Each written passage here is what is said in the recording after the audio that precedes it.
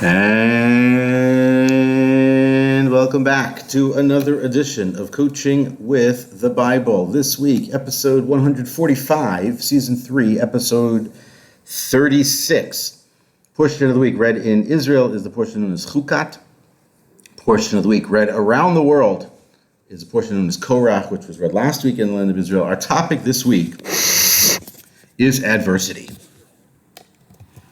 I am abroad this week, traveling in the United States, in New York, for a family celebration. Our niece got married this week. It's very exciting to be here. Really great to see everyone, be with the family, and really, obviously, be an occasion of a celebration is always the best. So it's great to be there. It's great to see friends and to catch up with people and really just be here. And for me, a little bit, which I never do, which is not something I prioritize at all, a moment to shop and buy some things that I feel like I haven't had, which is nice to have. Some new things, some things to bring back. And so let's dive in, adversity. And the reason I wanted to talk about adversity, I do believe it comes up a lot as a subject that sort of underpins a lot of the things that are going on in the Bible. And a lot of these very difficult moments that the people of Israel are going through is sort of a singular moment in this week's portion that focuses in on what's known as the sin of the snake.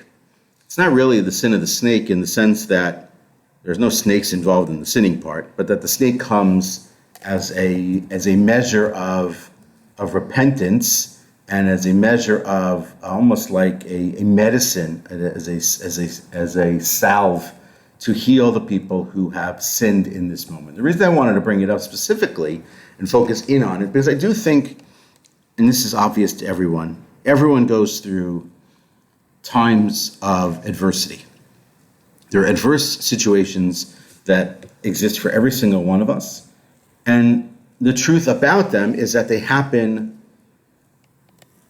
essentially without our control. There is no way to sort of go through life without adversity.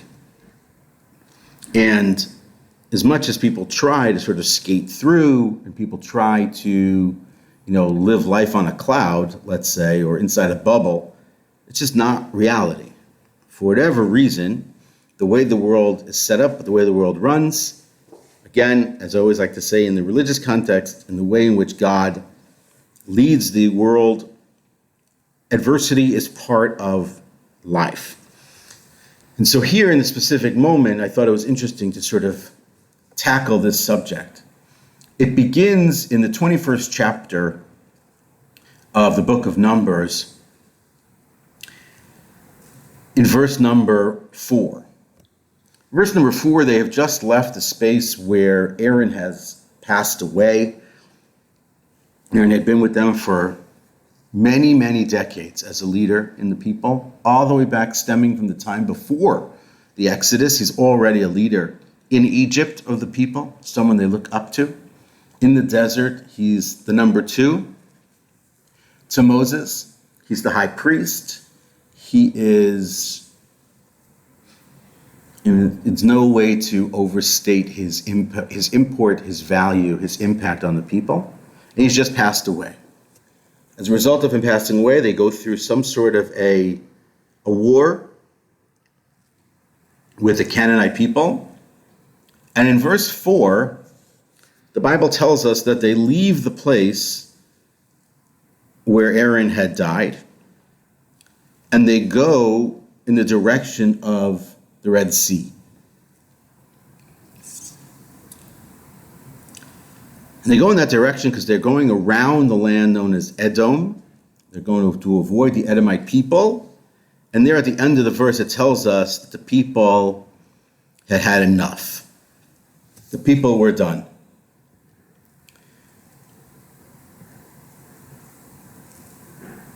And the question isn't even a question as to why they feel this way. This is an adverse moment. This is adversity in play. They've been at this forever. In this particular moment, the adversity here is the idea, and the verse is very specific. It's not that simply that they go around the Edomites. The Bible tells us specifically that they go in the direction of the Red Sea. They had been at the Red Sea. They had crossed it, they had seen it, they had passed it, it was in the distance, it was in their history, and now it's back. And also, this is the direction in which they seem to have gone also once it was the case that they had sinned with the spies 38 years earlier, that was the direction that they had gone in. So the people of Israel know exactly where they're located at this moment. They're on the cusp of entering the land. They're on the edge of the land of Israel. They're close to being home. They can see it. They can smell it. It's over the edge. It's right there in front of them. And now they have to move in the opposite direction. They have to go away from the destination. It almost feels like the agony of defeat. They are grasping defeat from the mouths of victory. Because they defeated an enemy. They just fought a war. They didn't want to fight it, but they fought a war. They fought some other ones. They're going to fight more. And here it feels like, ooh, we're there, and now, boom, opposite direction. Follow me this way. And this is like a trigger moment. We talked about triggers a couple of weeks ago. It's a trigger moment for them. And now, how do they handle this? This is adversity in play for them again. Now, this is not the generation that left Egypt. This is not the generation that stood at Sinai.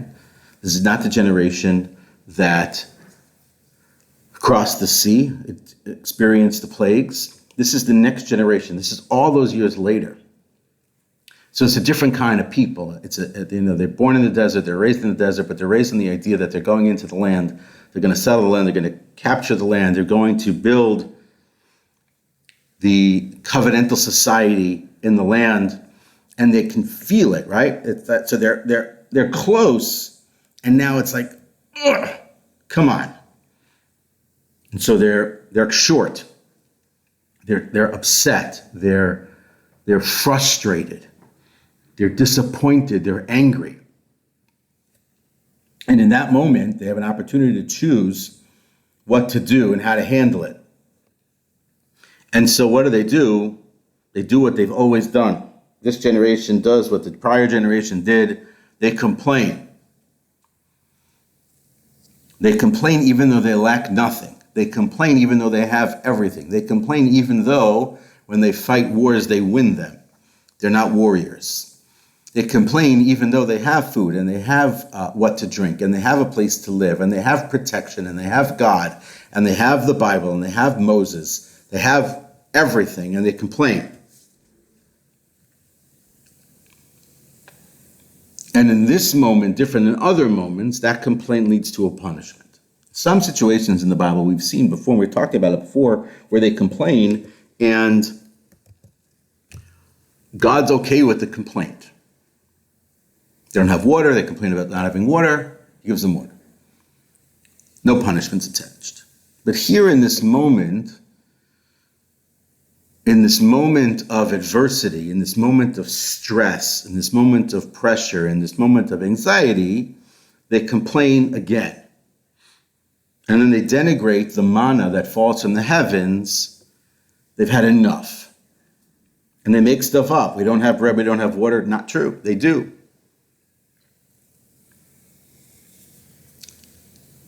And essentially, on some level, it feels like God has had enough, and God sends the snakes. And the bite from one snake could kill you in this situation. It seems like a certain type of thing that's going on here. We'll talk about that in just a second, about the adversity, the nature of the adversity here. And the snakes come, and then in verse 7, the people come to Moses, admit their mistake, admit their sin. They ask Moses to pray for them. Moses prays for them. And then God has Moses put a snake on a stick, right? A model of a snake on a stick. And then everyone who looks at it would see it and they would live. Moses does it. It's the copper snake. Does it exactly as God commands. The people who have been bitten look at it and they're healed. Why that happens, why that's true, is beyond the scope of what we're looking at here. We'll talk about maybe a little bit of it as we get towards the close here. But basically in those moments is a moment of adversity.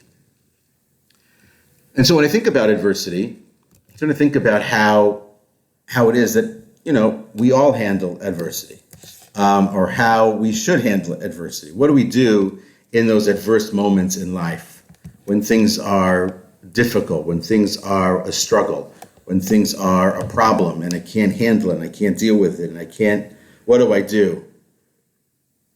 So that's the focus for today. When I think about coaching people on adversity and adverse moments, and I see people in those spaces a lot, think about that process. So when I'm coaching, when I'm working with a leader around a campaign, a fundraising moment, and a certain goal, they hit certain walls. They hit certain stresses, certain pressures. And, how do they react to those situations? What do they do in those moments? And so I always think about it in the following way. I always think about adversity in the following. It's a great quote from John Maxwell, who's a famous, executive coach, leadership training. I've quoted him many times before. Adversity is a crossroads that makes a person choose one of two paths: character or compromise. Every time he chooses character, he becomes stronger, even if that choice brings negative consequences. So I always talk to people and talk about how these difficult moments, the hard moments, the uncomfortable moments, those are the moments that make them ever stronger.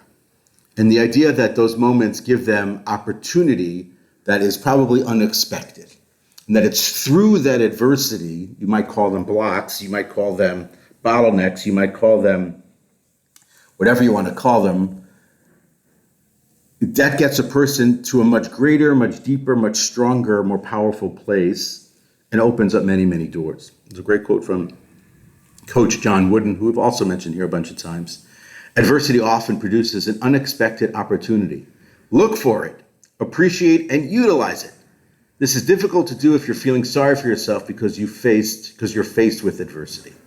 So the adversity gets in the way on some level. It holds a person back from being able to see what they need to see, and it stops them from being able to accomplish what they want to accomplish. But adversity is also a pathway to great opportunity, to new pathways, new opportunities into the future. And so what's really important is to appreciate, first and foremost, when I'm working with someone and you're working with someone or you're in this space too, is to try to identify the nature of the adversity. Not just that it is an adverse and difficult moment for me, but what specific kind of adverse moment is it for me? And then what's it doing to me, right? What's my reaction to it? And so I think about the following. There are different kinds of adversity that a person can face. Financial adversity, there is, mental adversity, psychological adversity, spiritual adversity, all kinds of adversities that people do face and that they go through in their lives. And I imagine that you have obviously gone through some of them and sort of question how you deal with it. And so it's important to appreciate what's the kind of adversity that's being felt. So let's take the example of the people in the desert there for a minute. That adversity for them is a mental/emotional adversity. There's no, I would say, physical adversity in the sense that they're not in any physical danger when that moment happens. It's all going on in their minds. This is all a psychological test, for lack of a better term, a pressure moment for them that they have to work through and get through in that moment. The question is sort of how are they going to do that well or not well? It's not a social adversity. It's not a difficult thing about being sort of bullied or some sort of boundaries that are being, breached by someone in their lives, some sort of abuse situation. It's not any of that. It's not financial. So identifying exactly what the adversity here is really important. Here, maybe their expectation is being, sort of distorted and changed, and now they have to think differently about everything that's going on around them.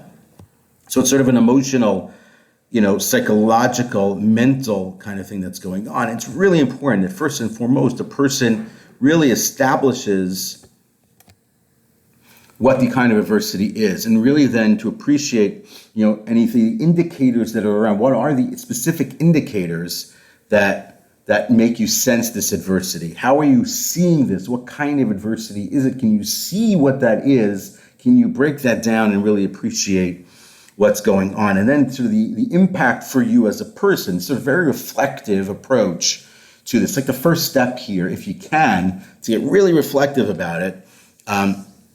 How does this adverse moment impact and affect your ability to sort of achieve your ultimate goals for what it is that you're doing?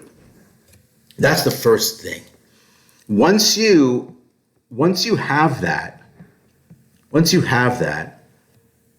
next part for me would be working with the person on sort of, the blocks there and the emotional side of the block. And so appreciating, like, okay, what are the emotions that are coming up for you within this adverse moment? So it's in a fundraising environment. I typically speaking know what those things are, but I want the person to sort of explore what's the emotion that's coming up, what's charging them, what's affecting them, what's impacting them, and how is that affecting their ability to operate, to move, to do, to think, to strategize relatedly.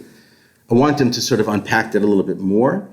And then if we're really going to work on it, not just for the moment, but in the long term, we want to sort of think about what are the different practices that we can employ here that maybe they know of, that they've used in other places, that can help either soothe or stress manage or anxiety manage the moment so they can get to the other side of the adversity. Adversity is there. You want to see it a certain way. You can see some people who have the same exact adverse moments in their life, same blocks, the same difficulties, and they handle them in polar opposites. Some people get crushed by it, and some people thrive on it, right? And a lot of it is the question as to where that comes from. A lot of it's rooted in who they are or how they're brought up and how they've been dealing with adversity and anxiety and struggle their whole lives. And so this one is just another one. And other people on the flip side is sort of like negatively, or how they've been impacted negatively by certain situations and certain moments. So the first thing, again, is really identifying the reflective questions and appreciating what that is. The second is on the emotional side, really appreciating what are the things that I can do that I can, to self-care, that I can begin to communicate effectively as to sort of where I am in this moment, what's going on. And then sort of 3 would be the action plan. Let's break it down, and what are the things that we can do here? How do we handle this better? What do we need to step into here to make this as a strategy situation to come out of this in a better way on the other side? So that would be my next step. Again, a lot of the things that we're talking about here with respect to adversity are similar to the things that we talked about when we talked about anxiety, when we talked about stress, when we talked about pressure. We talked about a lot of these things because they're all sort of related. They're I would say, terminology that all syncs and relates and connects with each other, and unpacking them and breaking them down and building up to a more resilient and tougher, strong-minded individual who can thrive and succeed in these moments. These are all sort of related, but it is important to really pick up on the right piece and really appreciating how that can go. And so building up now the next phase of what are the pieces to that puzzle that get me to the other side of this adversity. Can we just do the one thing? What's that first small step in the right direction, like we talked about before, gets me through? And then if we're able to get through to sort of, I would say, summarize all that into really concrete, I wouldn't say a report, but a document that sort of shows this is the path for me that really works, and they can employ that and bring that back in, even in a slightly different adverse moment. I can bring that in. I can appreciate sort of I have a plan in place that actually makes me better. And so that would be the case. Now, in the case of the people in the desert, the first thing they need to do is to acknowledge that they've done something wrong, because until they do that, or that they mishandled this moment, they're not really going to get anywhere. They're not really going to improve. They're not going to be in a better situation, and they don't. They suffer for it. People do suffer for it in that situation. The snake is there as a reminder, as we might call it, a trigger towards positivity, trigger toward appreciating what they have and what they don't have, and a trigger towards the opportunity to fix it so they can move forward and get to where they need to get to on the other side. Again, can appreciate that now that they have to take this longer road, even longer than the one that they're already in, is difficult. It's stressful, but it's already been long. It's already been difficult. It's already been stressful. And they need to get to the other side. They need to get to a place where they can actually get to success. And so that's sort of how I would look at it. And that's how I would think about it. And that's what I would really, sorry about that interruption, really think about as I'm working through an adverse moment in my life. How is this affecting me? Why is this affecting me? I don't want to go into the why so much. I think the why could be, that's sort of an endless rabbit hole that you're going down. But what's happening to me, and what can I do to regulate and self-regulate the emotion side of it? What can I then implement immediately as a short-term first step towards getting through the adversity and then building up a longer-term program? To finish as always with a great quote. Here's a quote from Walt Disney, of all people. All the adversity I've had in my life, all my troubles and obstacles have strengthened me. You may not realize it when it happens, but a kick in the teeth may be the best thing in the world for you. That is Coaching with Bob for this week. A little bit later than usual. Those of you overseas, I apologize for the delay. Those of you here with me on the East Coast of the United States, have a wonderful, wonderful weekend. See you next week.